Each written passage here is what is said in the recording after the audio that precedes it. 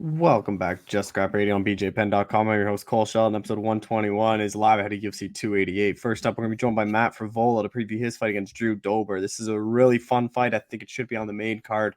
Obviously, when we talked, Burns Muhammad wasn't made, but this was supposed to be on the main card. But really good fight here. Matt's very confident. He's very excited. He can get the ranked guy, and he knows this should be a war. He knows Drew is tough to put out, but he has a lot of confidence and power that he can put anyone out. We're then going to be joined by Khaos Williams to review his fight against Rolando Bedoya. Bit of a weird one. Khaos obviously hasn't fought in a year, coming off that split decision loss to Randy Brown last May. Before that, beat Baez and Semmelsberger. He's 4-2 in the UFC, and he's fighting a guy making his UFC debut. Hasn't fought since March of last year, so kind of a long layoff for Rolando, but Cass thinks he's just going to go in there, knock this guy out, and get back over to fighting these bigger name guys next time out. We're then going to be joined by Devin Clark to preview his fight against Kennedy Njoku. Kind of funny thing about Devin is I accidentally introduced him as Kennedy. I was so worried about introducing Kennedy's name wrong. He said they actually have before. We had a good laugh about it, but really good shout out to Devin about this training camp. John Jones winning the title and everything about that, and it kind of. Oh, this is a big fight for him about fighting Safe Saud for the third time. And because 1-1, he beat Alonzo Menafield, lost Ryan Spann. So he said this is a really big fight because he thinks he knows more than Safe. Safe obviously thinks he knows more than Devin and his coaches. So that makes it interesting. And then we close things out talking to Parker Porter, preview his fight against Braxton Smith. Parker's back pretty soon. Obviously fought in February, got knocked out by Justin Toffa in the first round, and already coming back just 3 months later. He said this time for him was good, felt like he was ready to go back in there, and he's fighting Braxton Smith, who kind of a weird guy, like MMA debut in 2014, loses Chase Sherman both their debuts. He then doesn't fight again until 2022, and since then it's just been first round knockouts. His longest fight's been just over 2 minutes, so really not sure what Braxton has, but Parker knows the longer the fight goes, the better it is for him. But be sure to share the show, subscribe, and tune in next week for another episode of Just Scrap Radio. All right, we're jumping UFC lightweight Matt Frevola, who's got a big fight at UFC 288. Matt, how's it going, man? It's going good, man. Just enjoying the grind of fight camp. We're almost there. Obviously, that last one was a great performance overall, especially after kind of your guys' history. After that fight, like I know you've called out Drew in the past. Like, was this the fight you wanted? Or, like, were you surprised you got it now, or do you think like it all kind of made sense to get Drew? No, I was surprised. I thought, I was trying to get a fight with like Michael Johnson or Clay Guida. And then we got offered Drew, and I was like, hey, even better. So I was surprised that we got that fight, but I'm really happy about it. With Drew, like, what have you made of his last couple fights? Like, obviously on a 3-fight winning streak, like knocked out Bobby Green, which not many people do. Obviously, you had that crazy fight against Terrence, and then like you look at some of his losses he's lost to. It's like Islam, Beneil, like Brad Riddell, some like the top guys in the division. Yeah, he's nasty, man. I had fun watching, rewatching all his fights. He's got an awesome like highlight reel of knockouts, and he's a gamer, man. He's been doing this for a long time. He's a veteran in the UFC, and he's ranked number 14 in the world for a reason. And I'm excited to go in there and show the world that I'm better. And then another pay-per-view. Like, what's this, like 5 straight, something like that for you? And like, but this time obviously main card spot. Like, you seem like you're done with those Apex, or like they're not even bothering you putting you on those. Like, it's always these big events for you. I know, it's crazy. I've actually never fought in the Apex. Like, I fought in the old Ultimate Fighter gym for my Contender Series fight, and that was my only fight in Vegas. Besides that, I've been traveling and I love fighting on the pay-per-view cards. I love the big fight feels. I love being at the fighter hotel and seeing all the big the champions and the top fighters walking around. We must be doing something right if they keep putting us on these big cards. And finally, it's looking like hopefully I'll be on the main card, and I got a great dance partner for us to put on a great fight.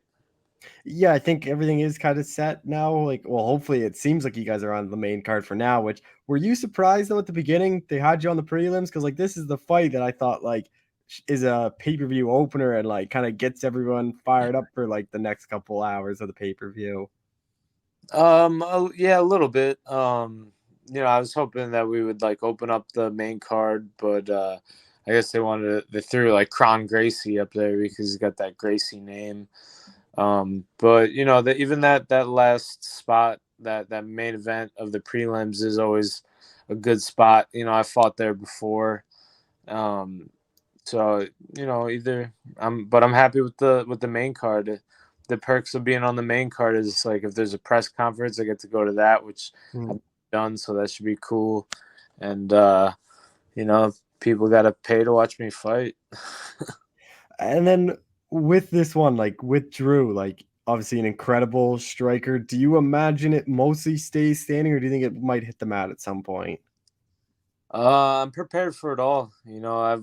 I love wrestling. I love jiu-jitsu. And I love putting it all together with the striking in mixed martial arts. So yeah, I mean, I think that it's a mixed martial arts fight, so I could see it going everywhere. And then with Drew, like he's a guy that like can take a lot of damage. Like in that Terrence McKinney fight, like Terrence had him hurt like a couple times. And he kind of keeps going forward. Like he has an incredible chin. So like with that, like is there a part of you that like can't rush a finish like Terrence did if you have Drew hurt? Because that's kind of why Terrence kind of gassed out as he went all out for that couple like the 2 minutes when he had him hurt, and then obviously that ended up coming back. Like with Drew's chin and being that durable, like is that something you're kind of well aware of and you can't really rush anything? No, he's human, so he's never been hit by me before, so we'll see. And then betting underdog, does that surprise you, or do you kind of get that just with Drew kind of being in the rankings, kind of more of a mainstay in the UFC for longer? No, not at all. I've been an underdog my whole life, underdog mentality. So I've even if I wasn't the underdog, I still feel like I am. These past two fights, like it seems like something kind of clicked for you or something changed. Like what has kind of changed? Now you're going out there and like finishing all these guys early, and it's like it just seems like something different about you these past two fights. I think I got into the UFC at 6-0. So, I've been constantly, evolving, and I feel like I'm in the prime of my life right now. And the time is now. I wanted a big fight and we got a big fight, and I'm ready to show the best version of the steamroller. Fighting close to home, obviously in New Jersey, like fighting obviously near Long Island. Like what's that gonna be like for you fighting so close to home? Oh, it's gonna be great. We're gonna have all Long Island out in Jersey. I love fighting close to home, and now I feel like whenever they come to the Northeast, they're gonna give me a call and put me on the card. Um, the support I have from Long Island, the support I have from my people. I love to put on a show for them, and I'm looking forward to hearing those steamroller chants all throughout the Prudential Center. And then fighting on the same card as Aljamain, like what's that like for you? Because I know you two have kind of grown up together on Long Island, and like see him as the main event defending his belt, you getting a shot at a ranked guy. Like what's that kind of like for you two? Like especially how far you guys have came in your careers. Oh, it's so awesome.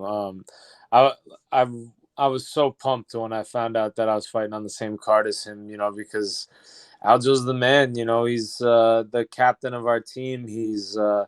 And now he's back home. He's finishing camp back home, and he helps everyone. And watching his rise, watching how he deals with adversity and how he trains.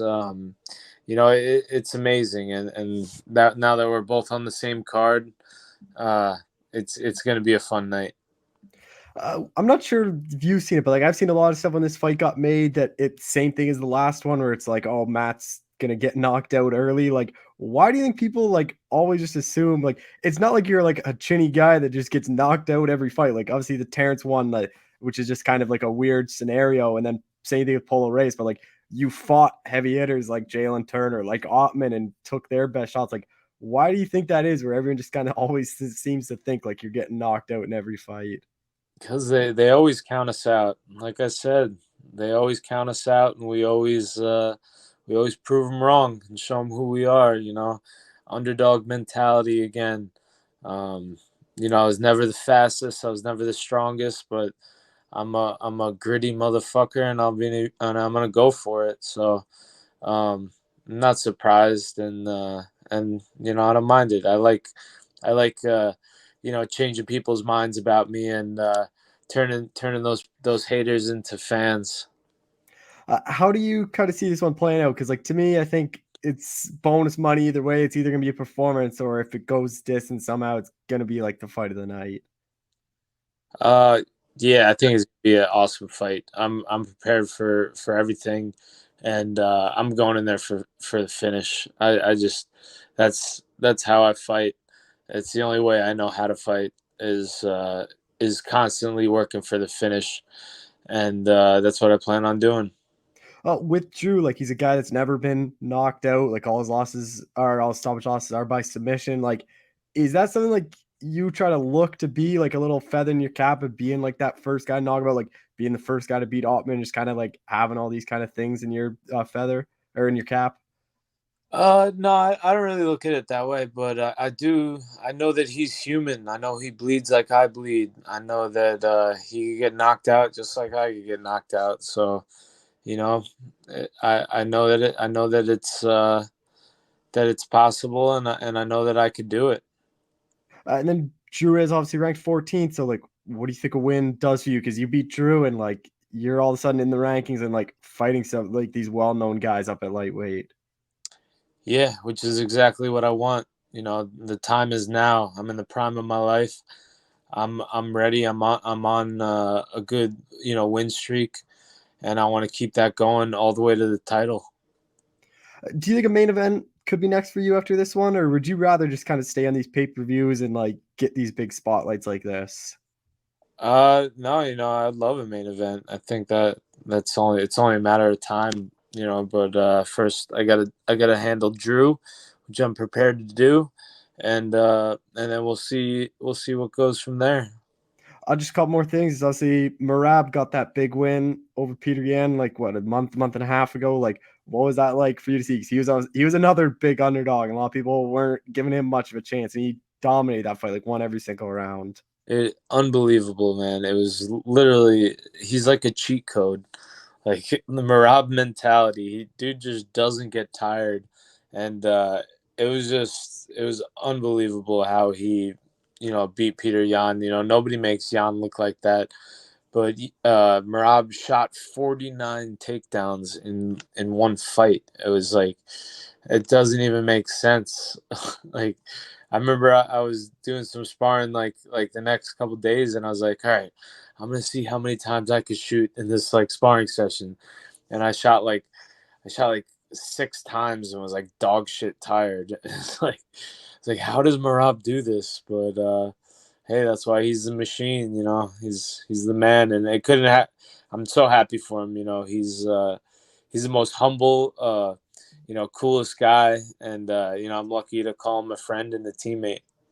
How much confidence does that give you? Like we see what he's doing, like see what Aldrin's doing, like seeing what Dennis was doing. He picked up obviously that big win outside the UFC. Like seeing kind of all your teammates like get these big wins. Like how much confidence does that give you heading into this one? So much, man. I train with nothing but killers at Saralongo, and it's impossible not to get better when I'm training with all these hungry young lions, and I'm blessed to be a part of this team, and the best is yet to come. I know you've called out Patty a bit, but do you not think if you beat Drew, like you're kind of way past that, or is that still a fight you'd be interested in? Just because like he's obviously coming off that questionable win over Drew or Jared, and like you beat Drew, like it's ranked guys and guys ahead of you. Or you still is that still a fight you'd be interested in? Oh yeah, I'm gonna beat that dude up eventually. It's only a matter of time. Um, so Yeah, he's gonna get smashed. And then just final thing, like what is kind of the goal then for you this year? Like you beat Drew early May, like sets you up to fight a ranked guy next, kind of can set you up to have a pretty big year. Yeah, I'm completely focused on May 6th, Drew Dober, and then I'm looking forward to a nice summertime in Long Island. Gotta take the wifey on a little vacation. I always gotta take her on a nice vacation after she deals with me for a whole fight camp. And then we get back to training. I know Nazim will have a fight coming up soon, so I'll be back. I'll be back very soon helping him out. And then, Billy Q will be back eventually, and I will go down to Tampa, help him out. And we got so many good guys. People always have fights coming, and I'm always there to spar with them and to help them, and then when I'm up, they come and help me. So that's the beauty of our team. We have so many good high level talent and guys, and everybody wants to help each other. Would you ever move down to Tampa like Billy Q? Like I went to Tampa for the first time, like first week of March, and like what a spot that is! Like way out of the cold, nice weather all the time. I love Tampa, man. I lived down in Tampa for like 6 years. Yeah, Yeah, I went to University of Tampa, and I did my whole amateur career and the beginning of my pro career down in Tampa.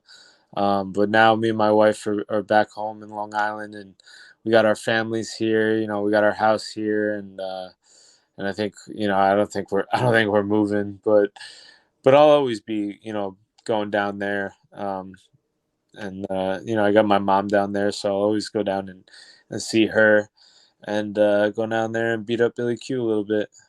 well, Matt, I appreciate the time, and just know that AFC East still runs through Buffalo, even if the Jets get Rodgers. Yeah, right. Once the Jets get Rodgers, it's a wrap. We're going to bowl, baby. All right, we're joined by UFC welterweight Khaos Williams, who's finally back in action at UFC 288. Khaos, how's it going, man? Man, going good, man. Going good. Counting the Um, days down, man. Just counting the days down. been a bit for you, like basically a full calendar year since you last fought. Like, what was kind of the reason for this long of a layoff? Man, I just had to get my mind right, had to get better, and just come back a different animal. What do you take away from that fight against Randy Brown? Like, obviously a split decision, very close and competitive fight. I mean, after watching it, I had to, just like, it's just a game of inches and just a game. It's just timing, man. Just little seconds and stuff, man. Like watching the fight, it was just a few little things I could have did a little bit better, and that I've been working on. Like as far as like my footwork and things like that. I do feel like I won though, but I'm biased to myself. But I mean, watching it though, I feel like I did. I know I did more damage. I feel like I know that at the end of the day, man, the fans seen it though. So that's in the past, man, and we got a Buddy in front of us. So that's the main focus. During the time off, like, what was it? Like, was it just in the gym, just trying to learn new stuff, or like, was it like healing some stuff? Like, what was the Yeah, move? I was investing, man. I was investing, man. Got my hands on a couple properties, things like that. Just getting my money right. Like I said, man, just getting my mind right, staying prayed up, and yeah, just getting everything together. How much better do you think you will be after this time off? Like a year's a long time in MMA to be in the gym and Man, improving in a lot of stuff. I'm hungry, man. I feel like I did the right thing, and I feel like I mean, it's gonna be a stellar performance. Was that something you wanted, or is that your coaches told you to take a bit of time off? Like, how'd you guys kind of come up with that? No, it was kind of like me too. Like I said, it was just like a me thing. And then returning basically a year out on a pay per view, like how kind of excited were you when you found out you'd be on a pay per view in front of fans? Man, I was just ecstatic, man. I can't wait, man. It's just like I love it. I love it, man. I was made for this, man. And it's words, man. I can't even find the words, man, right now, man. Just thinking about it, I'm just excited.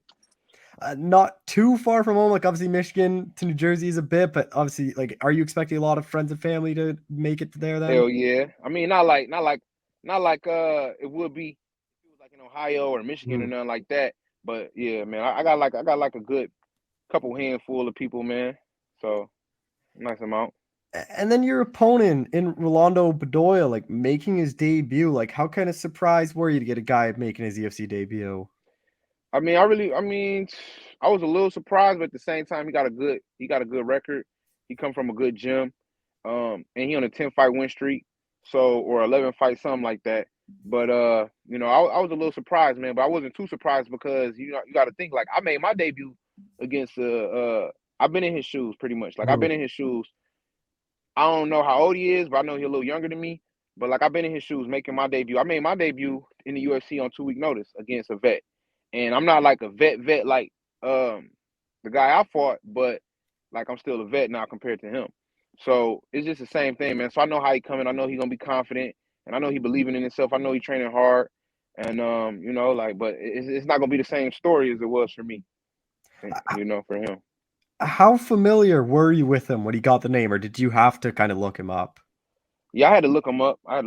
I never heard of him before, man. You got to think like he way across the world. Mhm. So yeah. Training camp, is it all in Michigan, or where are you doing this one? Yeah, this time, man, I did it all in Michigan, man. I had to come back to the trenches and I'm hungry, man. It's like this is where I came from, man. And I'm getting it in though with some good people though, man. Like my gym, like I'm all over, man. My boy Jamal, Mhm. like man, like I got good bodies here. I got good bodies here. And then for this guy, like, yeah, it's gonna be good. How do you think you match up against Rolando? Like, obviously, a lot of power. Like, he has some submissions on the record. Like, he seems like a pretty well-rounded guy from what I've Hmm. seen. Yeah, man, he seemed pretty well rounded.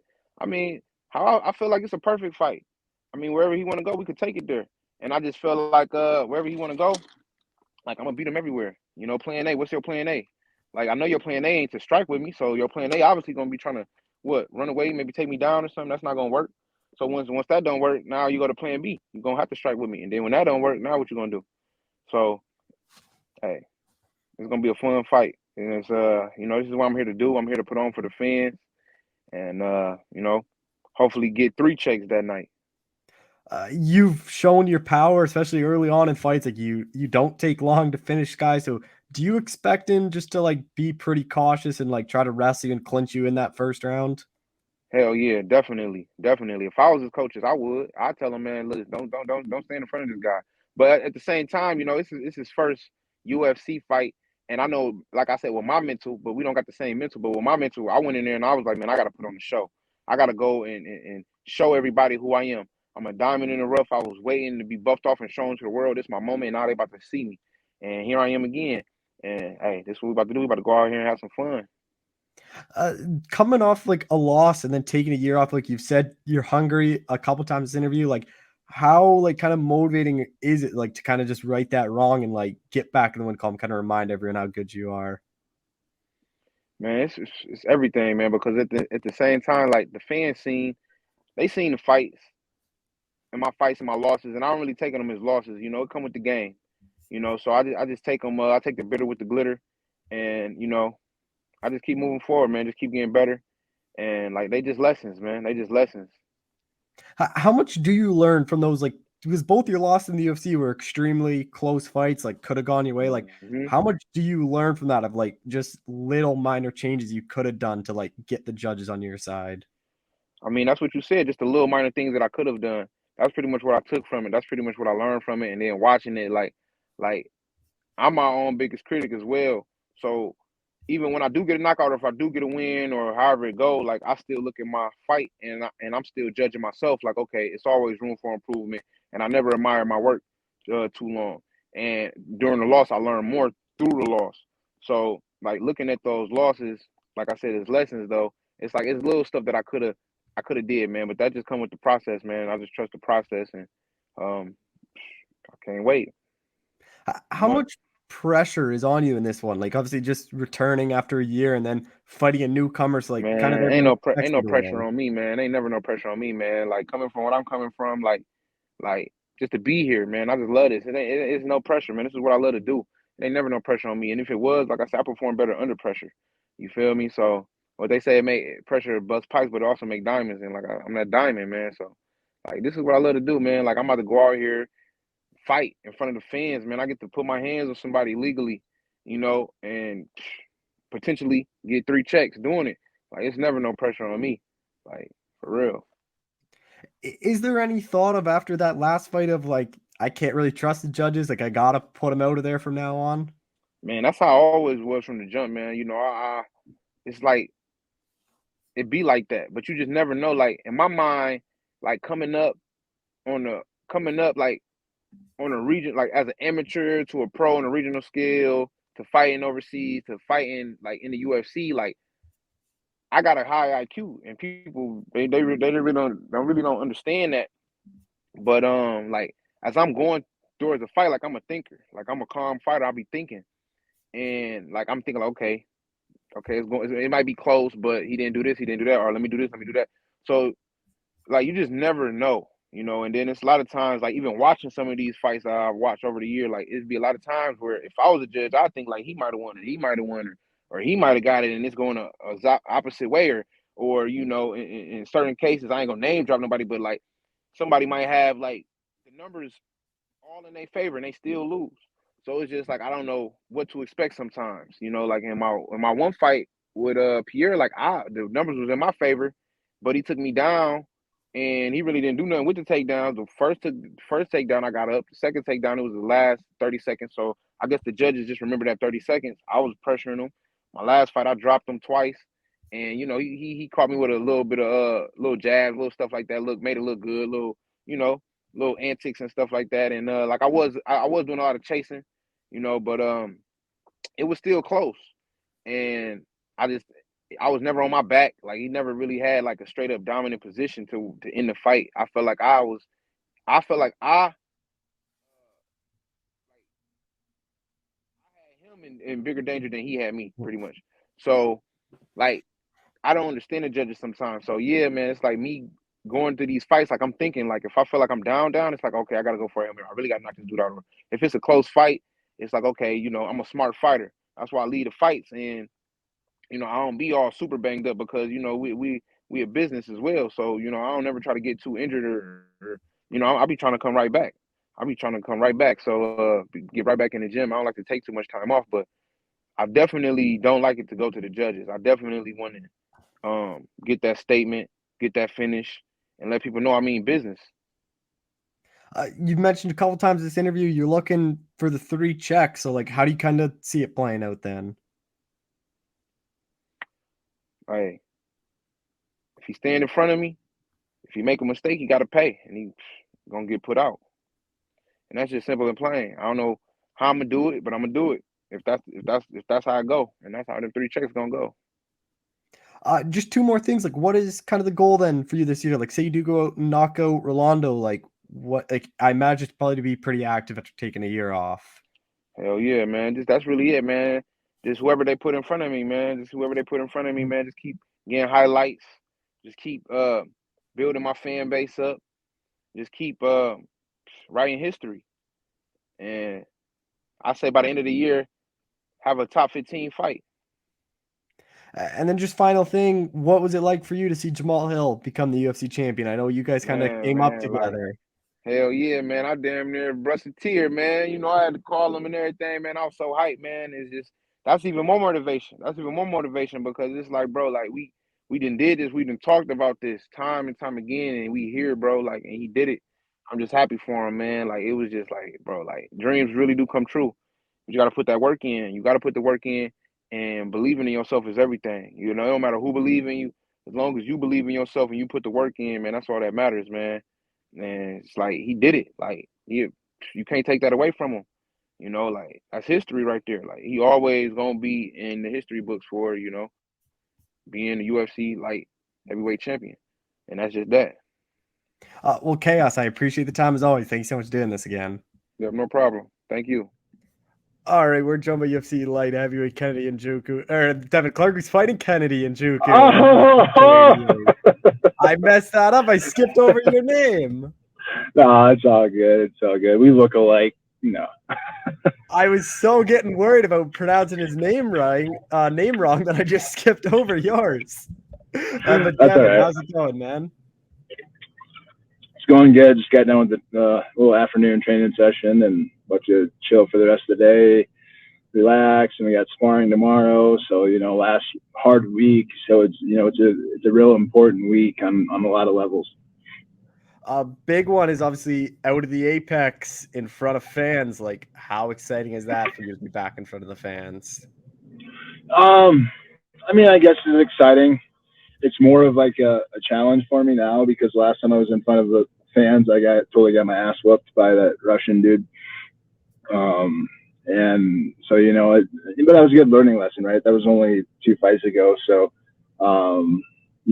that's not going to happen this time. I don't know if that was, and I think that was a lot, do a little bit of everything, the fans, and I had a few injuries going into it, or like during and right before. And, so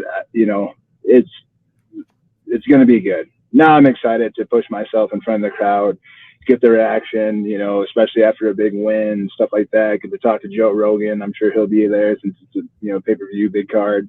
I still haven't been on the mic with Joe Rogan. So in all my years, I haven't been on the mic with him yet because I haven't earned it. But we're getting there. Yeah, and then with this one, with Kennedy, like, how familiar were you with him? Like, obviously, he fought Don Jong, like, he fought Ian Kutalaba, like, you guys have fought some pretty similar guys. He's one of those guys that could be really dangerous. He could be in the top of the division. Another tough guy. I really don't get too many easy fights, or guys that aren't on their way up to being contenders. So it's, it's on paper, it probably looks like a good fight for him, one that he can win somehow. In reality, it's a shitty fight for him, especially since I just fought a tall guy. I'm used to I got to practice my live action, like the range of fighting a tall guy like that. So that's not going to be anything new. So I'm gearing up for it, and it's a similar mindset to the last fight. As long as I commit and have that courage to commit, it's going to be a really good night. Probably a finish. I could really see a finish with this guy. I'm not sure if you know it too, but it's a fight to kind of settle the score. Like, you're 1-1 against Fortis light heavyweights. He's the third guy they got. Like, obviously you lost to Span, beat Alonzo. Like, for the longest time, it was just those 3 light heavyweights in the UFC. Now you're completing all 3 of them. Funny you say that. It is a thing for me. Kennedy is just a pawn. He's a pawn. My real opponent is the coach, Safe. That's my real opponent. He thinks he knows me. I think I know how to get around him. It's a little bit of back and forth. Like you said, it's a third fight against him. So it's like, this is really against the coach. Because he's the one game planning. He's the one that he's seen it cage side. He's seen me cage side twice. So it's a good little rivalry. Obviously, he's a good coach, and they got good things going on over there at Fortis. But I still think I have his number, and I'm going to settle the score, and I'm going to get up on him for sure but they'll get a chance to get it back. We can always rematch with Ryan Spann after I whoop up Kennedy. Which is, it's a big possibility. He's one of those guys that's, top 15, and the top 15 filling up with guys that I've fought. So, rematches are coming. With that though, does that make it harder on you, where like this is a third time a coach is preparing for you, so he's obviously probably seen a lot of things, or like does that help you, or now you have to change some things so you don't get like too consistent and they can pick things apart? No, it doesn't matter really at all, because I was training at a different gym when I fought him both times. So it's like, of course he's seen me, he knows my style and stuff like that, but does he really know? Not at all. And it's all about who's the best fighter that night. In both, I beat Alonzo Manningfield, but I still didn't perform how I wanted to that night. That was just a little glimpse of how I could perform. And especially against Ryan Spann, I didn't fight good at all. But what he's not used to is the consistency. And the coaches that I have now, Cody Donovan and Vinny Lopez, they hold me accountable in many different ways, and it's definitely been a game changer for me, and just being fluent in the art of MMA has my level has risen. So, who are the main guys you work with? Because obviously Kennedy is a big, like, tall, light heavyweight. So I imagine you have to bring in some, or not bring in, but maybe work some different guys. I mean, Curtis Blades is the biggest guy that we can kind of get to that. But I also didn't have that tall, long of guy when I fought Jung, or any other 6'4", 6'5", 6'6" guys I fought. I like the tall guys. I've done pretty well against the tall guys in my career. And then I trained with John Jones. He helped me out a lot when I was younger, coming up in the UFC and stuff like that. So we worked together a lot. And he probably one of the best to ever do it, with knowing how to use range and stuff like that. So I learned how to try to counter that against the best in the world. So that's nothing new. Obviously, he does have a bigger reach than you, but we've seen guys be able to get on the inside on him, like Jung did. Like, how do you, like, with your wrestling, how important do you think that's going to be then to just kind of close the distance on those jabs? It's huge, even just the threat of it. No matter what he does, there's always going to be that risk of me taking him down, getting inside, and doing what I do. And he knows that. I'm sure they have a way to counter that, whether it's with knees or elbows or uppercuts, something like that. The stuff that people think works. So it is what it is in that realm. At some points in this fight, it might be 50-50, and then it might be who's in the better shape, or who's quicker, or even who's stronger, and maybe not who, and also the decision making. So it equals out. He's tall, he's got range, but it's like I have stuff that he definitely does not have: speed, power, wrestling like a motherfucker. And I think what makes this fight kind of interesting is you guys have fought some similar guys. Like, you both beat Stositz by decision, but then, like, you beat Jung, he lost to him. Like, he beat Kutal, but you lost him. So, like, how much do you think that adds to it, where you guys have fought some of those same guys? Yeah. I mean, it's I can't really go off of what those other fights, what he did in those fights, what I did in those fights, because at the end of the day, it doesn't really matter. Like I just said, it's the best fighter that night, and that's definitely going to be the case in this one. Whoever makes the best decisions is going to win the fight. You mentioned earlier you think it's going to be a finish. Like, how exactly do you kind of see it playing out? I'm not quite there yet. My visualizations. I'm not quite there yet, but I do have it played out to set up a finish, whether that's on the feet or ground and pound, stuff like that. Where do you think a win over Kenny puts you? Like, it'd be 2 in a row. Like, I know that's something we've always talked about, is just kind of getting a streak going. So, like, where do you think a win over Kenny does for you? It should put me in the top 15. Then, after I'm in the top 15, I'm gonna start talking my shit. I'm trying to skip the line.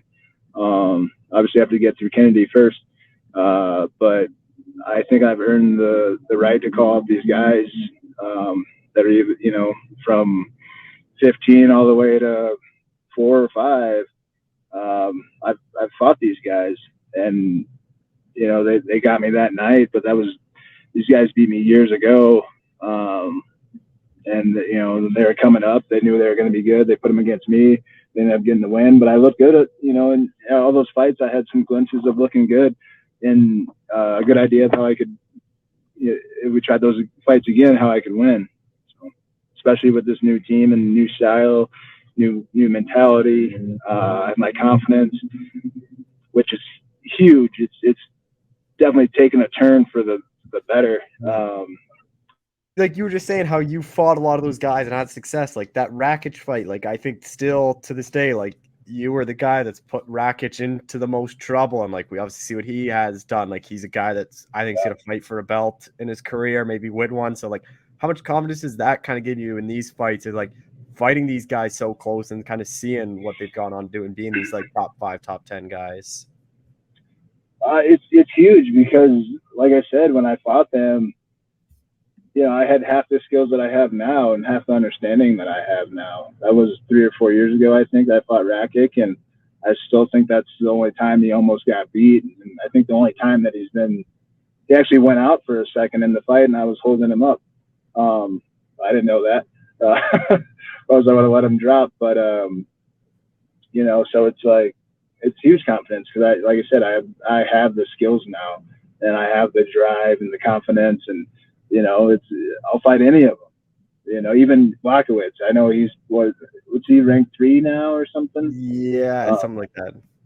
I'd love to fight Jan Blachowicz. Like, that's be a hell of a skip the line moment right there.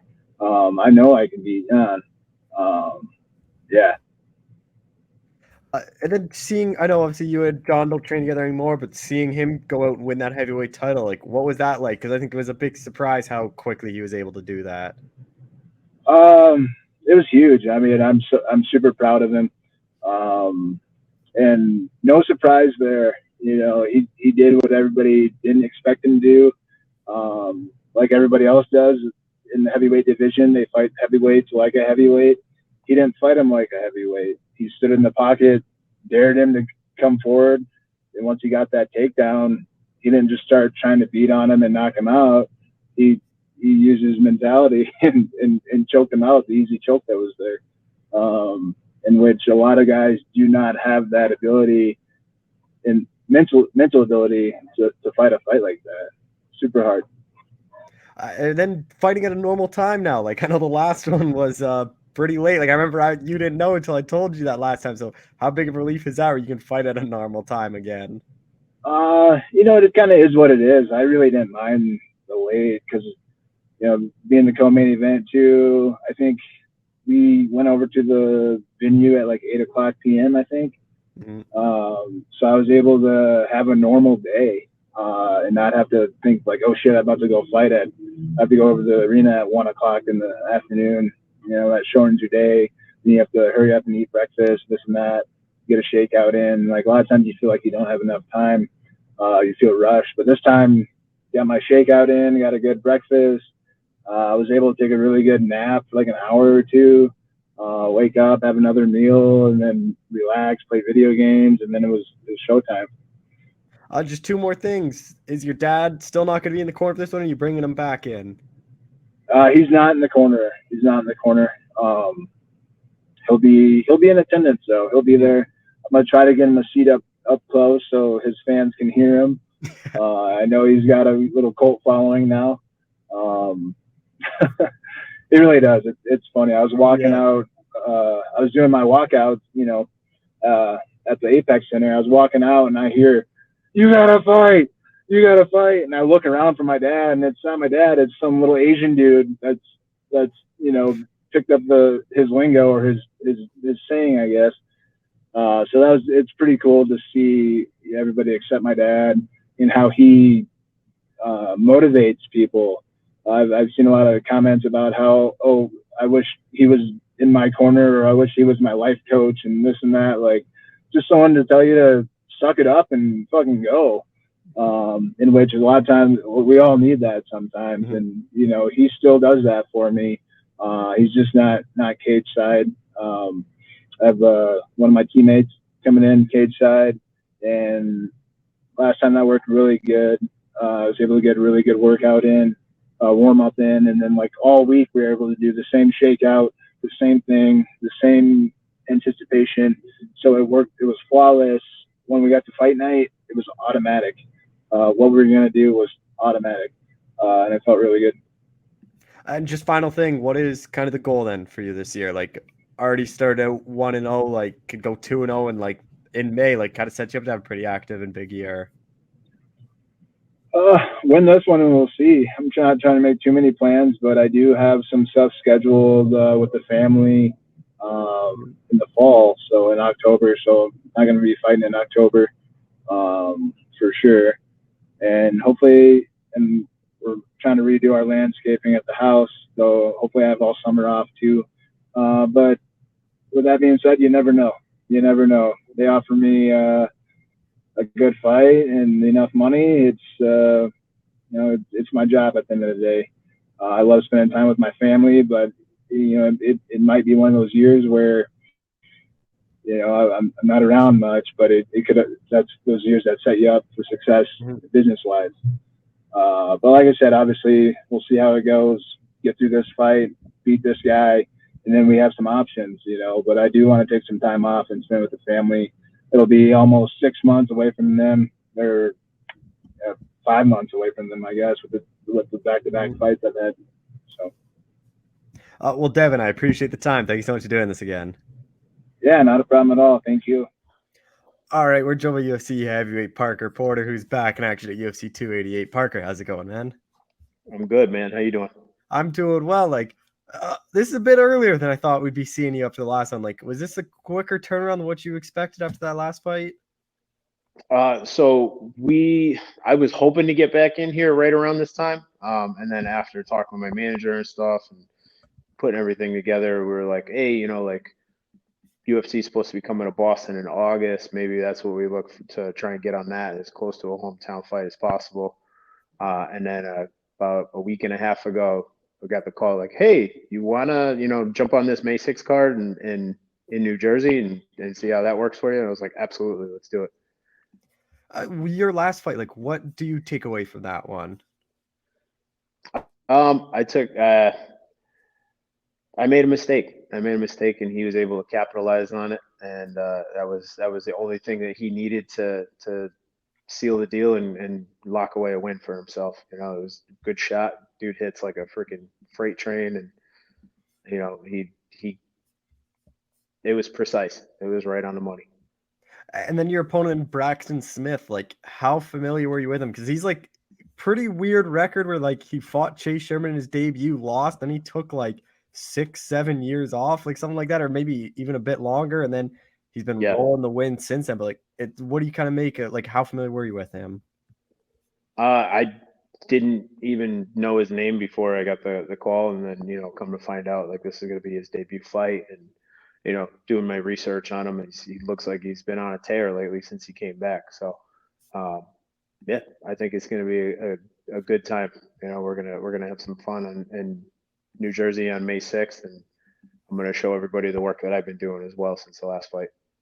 Since coming back, all first round knockouts, hasn't gone very long, but how much do you have to kind of look into that, where you look at the guys that he's fighting, and he was fighting a lot of 0-0 guys or 3-2 guys, obviously the level of competition hasn't been there for him. You always got to take that into consideration when you're looking at stuff like that. I don't think he's fought anybody with my striking abilities. And he hasn't fought at the UFC level yet. Not to take anything away from the guys that have decided to step in the ring with him, but I'm not them. Are you surprised to be fighting a newcomer? Did you kind of think that might happen for you after losing 2 in a row? I wasn't sure what to expect. I wasn't sure if it would be a newcomer or somebody who's on their second fight on their contract after their debut or whatever it may be. But being on a 2-fight slide, not having the greatest performances that I know I'm capable of, I wasn't expecting to be given a ranked guy. That's for sure. And then with you too, we've seen you go and grind out fights. How much do you think that's going to play a role in just your wrestling and cardio ability, especially just because we don't really know what this guy's cardio is like. It's because we've only ever seen him go a minute and a half. I think that's going to be a big component for this fight. I think you're going to see if this guy seems to always want to try and get things done as quickly as possible. First round finishes, comes forward, throws big bombs. He's obviously got big power because he's putting people away. But if he can't connect clean, then if he gasses himself out, we're going to see what kind of power he's still got in the later rounds, if he can even keep his hands up. And then obviously not Boston or Connecticut, but pretty close to home in New Jersey. So how happy are you with that, where you're not traveling across the world like your last one? Oh man, I'm absolutely pumped, and I'm even more pumped because this is the first fight that my wife's actually going to be able to come to since I've been in the UFC. So just having her in the house and being able to be as close to home. It's only a 2.5-hour drive for me from where I live. So I'm really excited about that. How much does that just help, like, not having to deal with the time change or, like, fighting at an odd time? Because I know in Australia, you guys are fighting, like, early in the morning, so it was, like, pay-per-view time in the States and, like, not having to deal with all that travel. Like, how much does that just kinda help fight week and everything for you?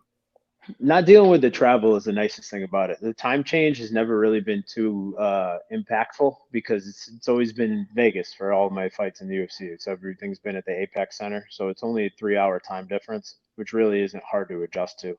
Australia was different. Getting out there, they're 13 hours ahead of where we are on the East Coast and back here in the States, and that took a little bit of time to get used to. And actually, I was able to adjust to the time better getting out there than when I came back. When I came back, I was messed up for like 3-4 days. I was like falling asleep at like 4 o'clock, 5 o'clock in the afternoon on the couch, waking up, like, oh crap, I got to go to bed at like 7 p.m., 8 p.m. And, then just lights on at 4 o'clock in the morning, like, oh, I'm not tired anymore. What do I do? So that took a little while to get adjusted to, but I don't, it's never really been a big issue, other than that one trip to the last trip to Australia. So it's just going to be nice to not have to, go through the airport, checking bags, picking up this, connecting flights, that, whatever it may be. Just throw everything in my car and head straight down the highway. With Braxton, like, obviously he has a ton of knockout power. So, like, do you just think longer the fight goes, like, the more confident, like, kind of the confidence of him will just get worse and worse? Like, I imagine he's probably looking at that last fight and just thinking, like, oh, Justin knocked out in a minute. I can just go and do that same thing.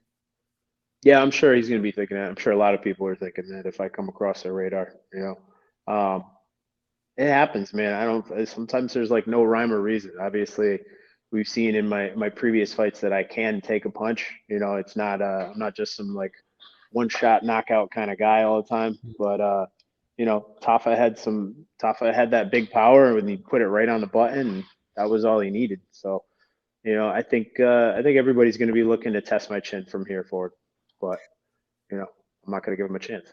How do you kind of see it playing out then? I think you're going to see a lot of good boxing. I think he likes to come forward. He really just like pressures forward, throws big bombs, lots of big power shots. I'm going to be looking to be patient, pick my shots, be sharp. If the opportunity for a takedown presents itself, I'm going to be looking for that because we haven't seen anything out of him for his ground game. But I think if it goes down to the floor, I can definitely get a submission win or a ground and pound finish. How much pressure is on you, if any at all? Like, obviously losing 2 in a row, like never want to lose 3 in a row in the UFC. Like, is there a lot of pressure, like thinking like this is kind of do or die, or do you not really have to think about that? It's absolutely do or die. I mean, I try to look at every fight as do or die, but this is even more so because it's the last fight on this contract, so I'll be fighting for a new contract essentially too. Whereas like I'm going to be just as hungry, if not more hungry, than I was, like in the Parisian fight or in the Dawkins fight when I made my debut. Just looking to really, not let any mistakes come my way. You get past Braxton, like you've kind of had this weird like run in the UFC. Like, you got thrown to Chris Dawkins in your debut, and then like you get 3 wins, and all of a sudden they give you Jailton. Like, it's kind of been a weird run they've got. It's like, where do you think a win over Braxton like puts you in this division?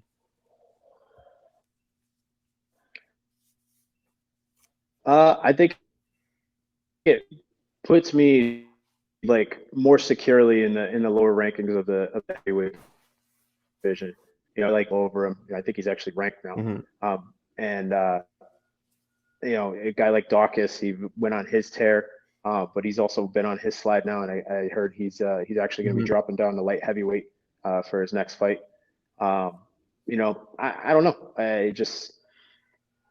It is what it is. I'm not really sure where it's going to put me. All I know is it's going to put me where I need to be. We're just going to make sure we take it from there. Are you surprised by like how much the UFC has been pushing Jailton? Like, he has a main event spot now against Rosenstruck. Like, it seems like the way they've matched him up, it's like they're just kind of throwing him straight to the walls. Like, I imagine he beat the Rosenstruck. Like, I wouldn't be surprised if he gets like a title eliminator fight. I wouldn't be surprised either because, I know before I agreed to take the fight with him, Several people at light heavyweight had turned the fight down, and several even at heavyweight had turned the fight down before I was like, yeah, all right, I'll take the fight. I'll play ball with you. So, like people know who he is. He's obviously he's a contender, man. Like he's got the full game. He won his last fight with a knockout. We've seen amazing grappling abilities out of him. I don't think he's going to be going anywhere anytime soon. Just two more things. John Jones obviously is the new heavyweight champ. Like, what you make of his performance and getting it done that quickly? Because your guy, like, you fought him like what, like 10, 12 years dude, ago? it was like, I want to say it was like 2000. I just checked 2008, so even way longer. Yeah, it was a long time ago, man. It was like, we're talking, what's that, 15 years ago, right? Yeah. I'm not surprised that he won. I think everybody was surprised that he did it as quickly and made it look as easy as he did, though. But I'm not in any way, shape, or form surprised that he won. I had a bunch of people being like, I don't know, I think Cyril this, I think Cyril that, and Cyril's a beast. He's got some great striking. He's no fool on the ground. He's got some good submission wins as well on his record. But I mean, John's just on his own fucking level, man. Like it's wild to see what this guy's doing. I think, and I was actually just talking with somebody about this. I'd like, he's got the belt now. I think they make the Stipe match happen, and I think. Just final thing, like we kind of talked about, is this the last fight off your deal? So like, what is kind of the goal then for this year? Like, obviously get a win, get re-signed, but then you mentioned Boston in the summer. Like, is that just kind of that next target date then for you? That would absolutely, I win after this fight, and that definitely looking to try and get on that Boston card and have yet another hometown crowd kind of fight situation. I'd love that. Well, Parker, I appreciate the time as always. Thanks so much for doing this. Thanks, man. I appreciate it.